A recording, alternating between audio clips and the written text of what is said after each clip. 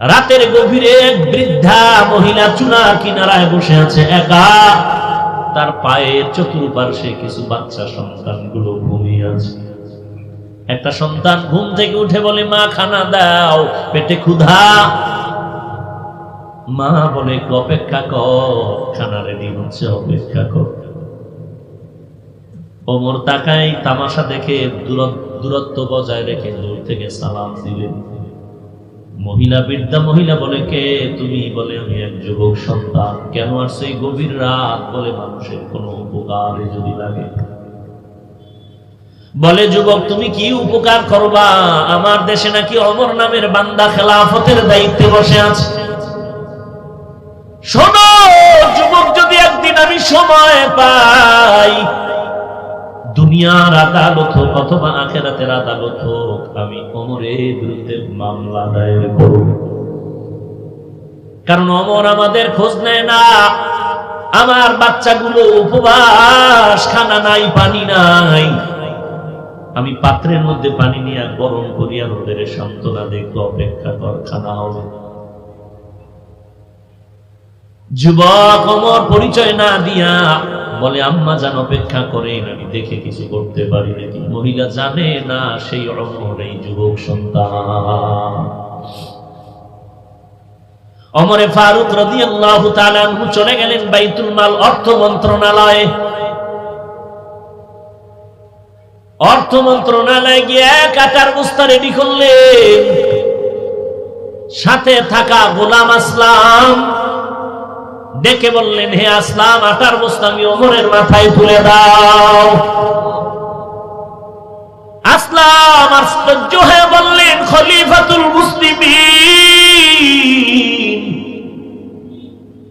আপনি 10 জন জান্নাতি সাহাবাদের মধ্যে একজন। আপনার নামে আল্লাহ খুশি হয়ে কোরআনে আয়াত নাজিল করেছেন। আপনি যে পথে আগান ওই পথে শয়তান আগায় না। আপনার মাথায় আটার বস্তা নিবেন, এটা হতে পারে না। আমি গোলাম আসলামের মাথায় আপনি আটার বস্তা তুলে দেন।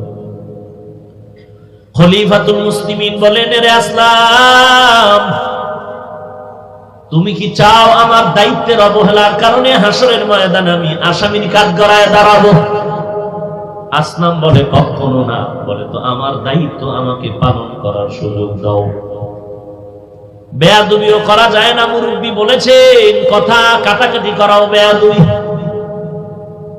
অর্ধজাহানের খলিফা হযরত ওমর গভীর রাতে আটার বস্তা মাথায় নিয়ে রওয়ানা। জঙ্গলার কিনারায় বৃদ্ধা মহিলার ঘরের পাশে দাঁড়ায় বলেন, আম্মা যান, একটু ভেতরে যান, আমাকে একটু কাজ করার সুযোগ দেন। ওমরে ফারুক রাদিয়াল্লাহু তাআলা আনহু আটার বস্তা রেখে বৃদ্ধা মহিলা ভেতরে চলে গেলেন। ওমর নিজে আটা বের করে খামিরা বানায় নিজ হাতে রুটি বানানো শুরু করলেন। ওমরে ফারুক অর্ধজাহানের খলিফা নিজ হাতে রুটি বানাইয়া বলেন, আম্মা জান, কতদিন ধরে না জানি বাচ্চাগুলো খানা পায় না, অসহায় অনাহারে আছে। রুটি আপনিও খান, বাচ্চাকেও দেন। আটার বস্তা রেখে গেলাম, শেষ হওয়ার আগে চেষ্টা করবো আবার খোঁজ নেওয়ার জন্য। ওমর এবার বিদায় নেয়। আম্মা জান, আমি বিদায় নিলাম, আমার জন্য দোয়া করবে। বৃদ্ধা মহিলা কয়, দাঁড়াও দাঁড়াও, হে যুবক দাঁড়াও, তোমার জন্য আমি একটু মালিকের দরবারে দোয়া করে দিই। আল্লাহর বান্দি দোয়া করলেন, আল্লাহ, আমার দেশের খেলাফতের দায়িত্বে যদি দিতা আর ওমরের যদি তুমি নামাইয়া দিতা, আমার এই দেশ জান্নাতের বাগান হয়ে যাইতো। ও আল্লাহ, তুমি এই যুবকরে কবুল করে নাও। মহিলা এখনো জানে না এই দেশের ক্ষমতাবান ওমর এই যুবক সন্তান। হযরত ওমর ঘটনার পরিচয়টা গোপন রেখে বিদায় নিয়ে চলে গেলেন। পরের দিন মসজিদে নববীর মধ্যে ওমর আদালতে বসে লোক দিয়া পাঠায় দিয়া বললেন অমুক এলাকার বৃদ্ধা মহিলাকে আদালতে হাজির করে দাও। লোক যখন খবর দিয়া বলল আম্মা জান খলিফাতুল মুসলিমিন আপনাকে ডেকেছেন, মহিলা ভয়ে কাঁপতে শুরু করলো, কান্না শুরু করলো। মনে হয় আমার ফাঁসি হয়ে যাবে, গতকালের ঘটনা মনে হয় ওই যুবক ওমরের কানে লাগায় দিয়েছে। আল্লাহর বান্দি অন্তরে ভয়, চোখের পানি ছেড়ে কান্না, শেষ বিদায়। সন্তানের থেকে বিদায় নেয় আর বলে মনের মতো মাকে দেখ, আর বোধহয় দেখা হবে না, কারণ আমি গতকাল যে কথা বলেছি বাদশার কাছে নালিশ হয়ে গেল, আজ আমার নিশ্চিত ফাঁসি হয়ে যাবে, বিদায় নিয়ে দেয়। সন্তান কান্না করে, মা কি বললা, সহ্য করা যায় না। আল্লাহর বান্দি বৃদ্ধা মহিলা ওমরের পরিচয়ে ভয়ে ভয়ে রওয়ানা। খলিফাতুল মুসলিমিনের দরবারে মহিলা রওয়ানা। ওদিক দিয়া ওমরে ফারুক মহিলার অপেক্ষায় দণ্ডায়মান হয়ে আছে।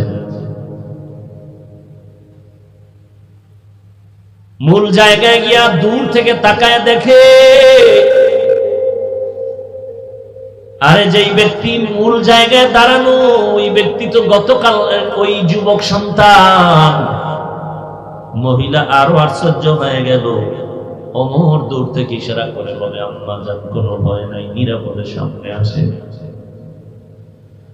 হযরত ওমর কিনারায় দেখে বললেন আম্মা জান আপনার কোনো ভয় নাই, ভয় আমার।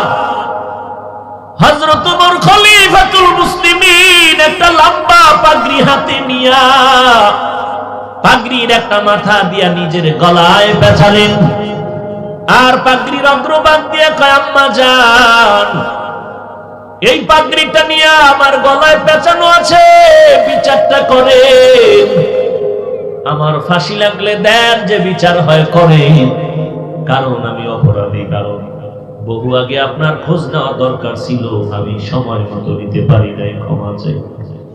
দুনিয়াতে আমার বিচার হয়ে যাক, তারপরও আমি চাই না আমি ওমর আল্লাহর আদালতে আসামির কাঠগড়ায় দাঁড়াতে চাই, এমন যেন না হয়। এরে আম্মা জান আপনি দয়া করে আমাকে মাফ করেন, বিচার করার মাধ্যমে। এর নাম হলো তাকওয়া, এর নাম হলো আল্লাহর ভয়। ইয়া আইয়ুহাল্লাযীনা আমানুত্তাকুল্লাহা ওয়া কুলু কাওলান সাদীদা। এক নম্বর আদেশ আল্লাহকে ভয় করো, দুই নম্বর আদেশ জবানের হেফাজত করো। জবানের হেফাজত কেমনে করবি হে মুমিন? জবানের হেফাজত বান্দা তখনই করবে যখনই বান্দা জাহান্নামের ভয় অন্তরে জমা হয়ে যাবে।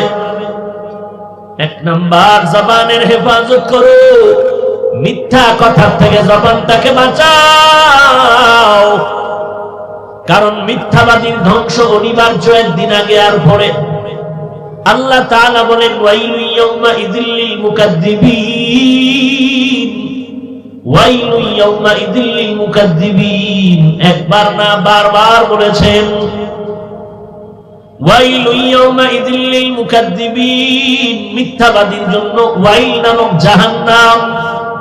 ওয়াইলুল লিল মুতাফফিফিন, ব্যবসার মাপে যারা ভেজাল করে তাদের জন্য ওয়াইল নামক জাহান্নাম।